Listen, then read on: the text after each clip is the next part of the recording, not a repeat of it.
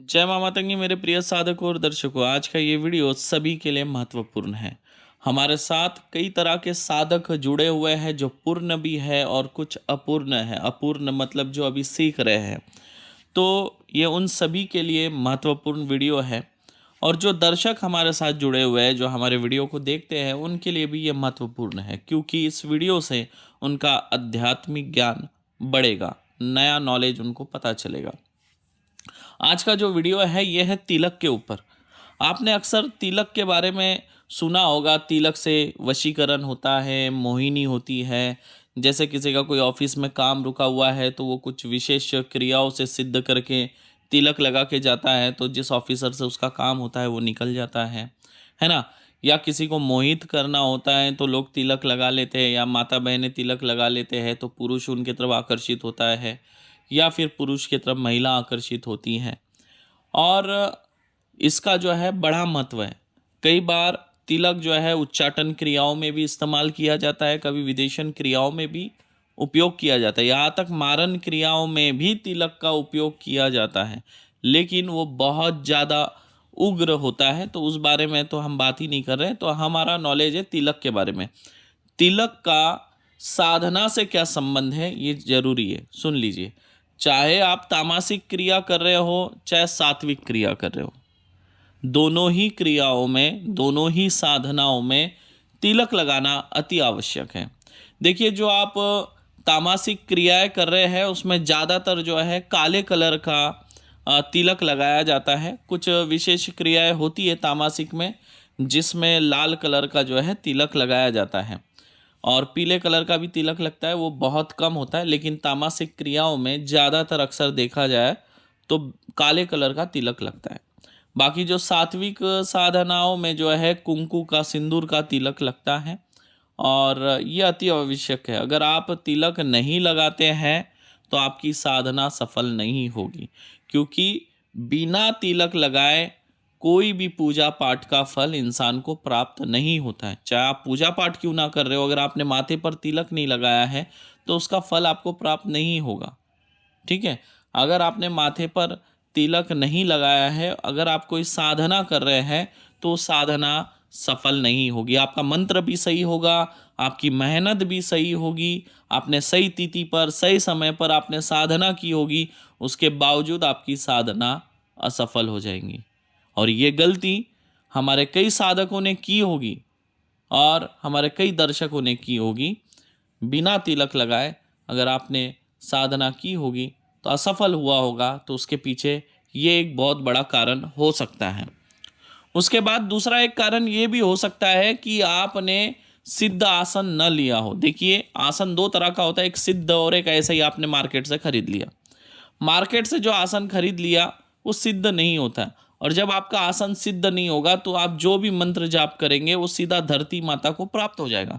मतलब सिद्ध आसन न होना मतलब आसन का होना या न होना के बराबर है।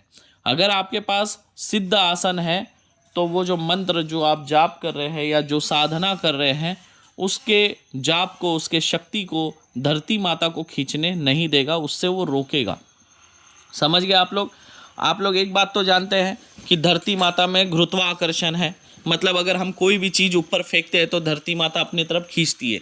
ठीक उसी आकर्षण के तरह धरती माता जो है हमारे मंत्र जाप को, हमारे क्रियाओं के शक्ति को, बल को खींच लेती है।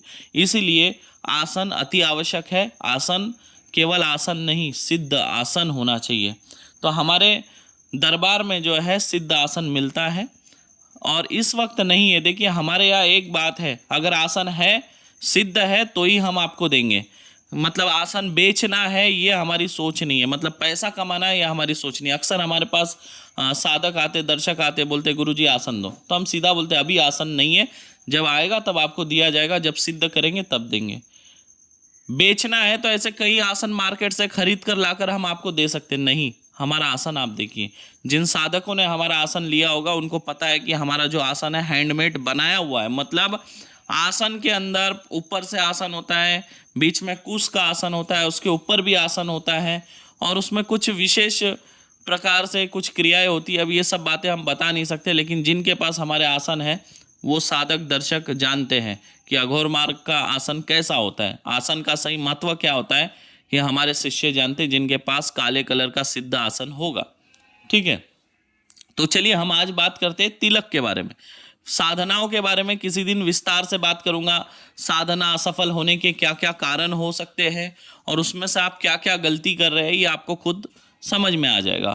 तो उसके लिए हम किसी दिन लाइव सेशन रखेंगे और लाइव सेशन में आपको सारी जानकारी देंगे। आज तो हमारा विषय है तिलक। तिलक कैसे लगाया जाता है, तिलक के कितने प्रकार होते हैं, हर तिलक के अलग अलग मंत्र होते हैं, सभी तिलक के सिद्ध मंत्र दूंगा। किस समय कौन सा तिलक लगाना चाहिए, किस तिलक का क्या महत्व है, आज मैं कौन सा तिलक आपको देने वाला हूँ, कौन से तिलक का मंत्र देने वाला हूँ, उस बारे में हम आगे बात करते हैं वीडियो में।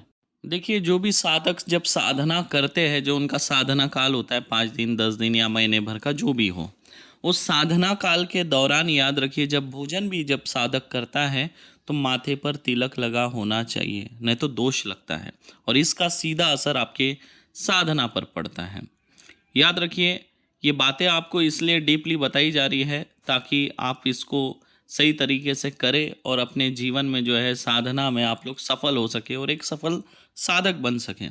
देखिए, विषय तो काफ़ी बड़ा रहता है और विषय इतना रखना बड़ा मुश्किल हो जाता है क्योंकि वीडियो काफ़ी लंबा बन जाता है और लोग देखना पसंद नहीं करते, तो शॉर्टकट में बताना होता है और शॉर्टकट में जो है पूरी जानकारी प्राप्त नहीं हो पाती है। देखिए, माथे पर तिलक लगाने से जो है मानसिक शांति तो मिलती ही है आपको, साथ ही साथ आपका तेज बढ़ता है, प्रभाव बढ़ता है, आपका जो ओरा पावर है वो भी बढ़ जाता है, आपका जो आत्मबल है उसमें वृद्धि होती है, आपके आज्ञा चक्र में जो है हरकत होती है, कहीं ना कहीं जो है आपका आज्ञा चक्र एक्टिव होने लगता है उससे। और जब भी याद रखिए, अगर आप तिलक का चंदन लगाते हैं तो तिलक का चंदन जो है आपको मानसिक शांति देता है, सर ठंडा रखता है आपका और सकारात्मक प्रभाव पड़ता है चंदन के तिलक से। और पुष्प को जो चंदन के साथ अगर घस के लगाया जाए तो वो और भी ज़्यादा ठंडा हो जाता है।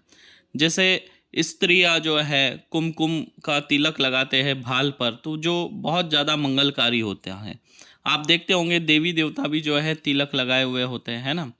जैसे श्वेत चंदन हो गया, लाल चंदन हो गया, कुमकुम हो गया, बिल्व पत्र, भस्म आदि का तिलक करना जो है वो बहुत ज़्यादा शुभ माना जाता है। तिलक का वास्तविक अर्थ है पूजा के बाद माथे पर लगाया जाने वाला चिन्ह। शास्त्रानुसार यदि द्विज, ब्राह्मण, क्षत्रिय, वैश्य, है ना, ये तिलक नहीं लगाते हैं तो वे चांडाल है।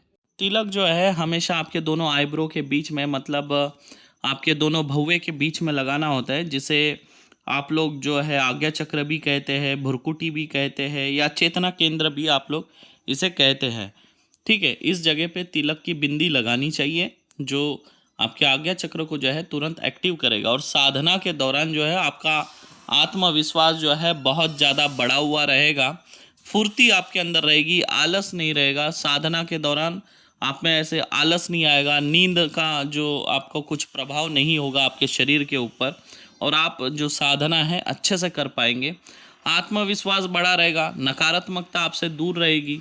तो इसलिए याद रखिए, जो तिलक है वो हमेशा आपको करना चाहिए। तिलक के 4 प्रकार होते हैं, 4 तरह के तिलक होते हैं, कुमकुम, केसर, चंदन और भस्म। और 5वां तिलक जो होता है वो मिक्स तिलक कहते हैं। ठीक है, यानी विशेष प्रकार के अलग अलग चीज़ों को मिक्स करके लगाए जाते हैं, वो मिक्स तिलक होते हैं। तो जो तिलक का महत्व है वो आप थोड़ा सा समझ लीजिए, आगे फिर मैं आपको बताऊंगा।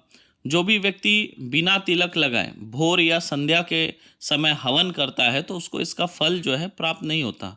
चंदन का तिलक लगाने से पापों का नाश होता है, व्यक्ति संकटों से बचा हुआ रहता है, जो संकट आते हैं ना उससे वो बचा हुआ रहता है, उस पर लक्ष्मी की हमेशा कृपा बनी रहती है। लेकिन याद रखिए, चंदन के साथ अगर थोड़ा केसर मिलाकर लगाया जाए तो लक्ष्मी माता की सही में उस व्यक्ति के ऊपर कृपा रहती है। जैसे मैंने एक वीडियो में कहा था, जो केसर और चंदन को अगर घस कर अगर आप माथे पर, नाभि पर और कंठ में लगाएंगे तो लक्ष्मी आपके पीछे पीछे दौड़ेगी, आपके घर में कभी धन की समस्या नहीं होगी। इसे एक बार आप जरूर आजमा कर देखें। ये मेरा परीक्षित प्रयोग है, मैंने कई लोगों को दिया और उनके जीवन में यही असर मुझे देखने मिला। तिलक लगाने से आपकी याददाश्त जो है वो भी बढ़ती है, जिसे भूल जाने की आदत है, छोटी छोटी बात जो भूल जाता है, कोई चीज़ कहीं रख के भूल जाते हैं, तो वो याददाश्त जो है उसकी बढ़ेगी, तो भूलने वाली बीमारी दूर हो जाएगी। अगर तिलक को जो है अलग अलग वार को अगर लगाया जाए अलग अलग मंत्रों से, तो अलग अलग वार अनुसार जिस ग्रह का जो वार है उस हिसाब से उस ग्रह की उसको कृपा प्राप्त होती है। तो याद रखिए, तिलक अवश्य लगाइए अगर आप साधना में सफल होना चाहते हैं तो। तिलक लगाने के वैसे शरीर पे जो है 12 स्थान होते हैं, ठीक है। जैसे हृदय के पास आप तिलक लगा सकते हैं, दोनों बाजुओं पर, नाभि पर, पीठ पर, दोनों बगल पर, सिर पर, मस्तक पर, गले पर, है ना, माथे पर। इस तरह से जो है तिलक के टोटल 12 स्थान होते हैं। तो 12 स्थानों पर तिलक लगाया जाता है। साधना काल पे अगर 12 स्थानों पे लगाते तो अति उत्तम है। अगर 12 स्थान पे आप नहीं लगा सकते तो माथे पर तो तिलक जो है आपका लगा होना अति आवश्यक है। देखिए, चंदन का तिलक लगाने से चंदन जो है ना आपके दिमाग को ठंडा रखता है, और दिमाग अगर आपका ठंडा होगा तो कई तरह के आप परेशानियों से भी बचे रहोगे। कई बार ऐसा होता है, कई ऐसे विवाद होते हैं जिसमें इंसान का चुप रहना अति आवश्यक हो जाता है, लेकिन इंसान जो है आवेग में आके, क्रोध में आके कुछ बोल जाता है या कुछ कर जाता है जो उसे बाद में बहुत महंगा पड़ता है। इसीलिए दिमाग को ठंडा रखने के लिए संयमता बरतने की अति आवश्यकता होती है। संयमता तब आप बरत सकते हैं जब आपकी सोचने समझने की क्षमता तीव्र हो, और तीव्र तब होगा जब आपका दिमाग ठंडा होगा। तो ठंडा रखने के लिए चंदन जो है अति उपयोगी है। याद रखिए, इंसान खुद के मुसीबतों के पीछे 80% खुद उस इंसान का हाथ होता है। कई तरह की मुसीबत इंसान चाहे तो टाल सकता है चुप रहकर। याद रखिए, चंदन का तिलक लगाने से और क्या फ़ायदा होता है वो मैं आपको बता दूं। चंदन का तिलक अगर आप माथे पर लगाते हैं तो दिमाग में जो है ना सेराटोनिन और बीटा एंडोफरिन नाम का जो स्राव है वो संतुलित तरीके से होता है, जिससे मनुष्य के, इंसान के शरीर में जो है उदासी जो रहती है, आलस्य जो रहता है वो दूर होता है, और मन में जो है ना उत्साह बढ़ जाता है। जैसे कुछ भी करने का है उसका उत्साह बढ़ेगा, नकारात्मकता दूर होगी। आपके मन में ये विचार नहीं आएगा नहीं मैं ये नहीं कर सकता, आपके मन में यही विचार आएगा अरे मैं कर लूँगा, आसानी से कर जाऊँगा। तो सकारात्मकता जो है ना वो बढ़ जाती है। वैसे तिलक जो है कई प्रकार के होते हैं, कई प्रकार से तिलक लगाए जाते हैं। आज जो हम तिलक के बारे में बात करने वाले हैं वो है सांक्त तिलक, ठीक है। सांक्त तिलक जो है एक गोल बिंदी होती है, दोनों आईब्रो के बीच में आगे चक्र पर लगाई जाती है, और इसका स्वयं सिद्ध मंत्र मैं दे रहा हूँ। सांक्त तिलक जो है आप साधना में भी लगा सकते हैं और हमेशा डेली रूटीन पे भी लगा सकते हैं, और इसके अलग अलग मंत्र प्रयोग है। अगर आपको चाहिए होगे तो मैं दूंगा, और बाकी तिलकों पर भी दूंगा। आज जो मैं तिलक दे रहा हूँ इसे आप डेली वाइज भी लगा सकते हैं, यानी रोज भी लगा सकते हैं इस मंत्र से सिद्ध करके, और इस तिलक को आप साधना काल में भी लगा सकते हैं। याद रखिए, तिलक कैसा लगाया जाता है।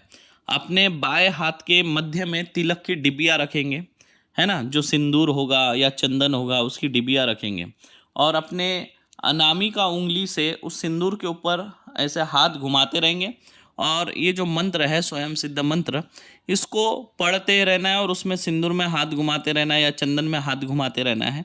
3 बार मंत्र बोलेंगे, 3 बार फूंक मारेंगे, उसके बाद जो है आप अपने आज्ञा चक्र के ऊपर तिलक करेंगे, तो ये आपका जीवन बदल देगा। याद रखिए, हर तरीके से, सांसारिक तरीके से, भौतिक तरीके से, शारीरिक तरीके से, आत्मिक तरीके से, हर तरीके से आपका जीवन बदल देगा।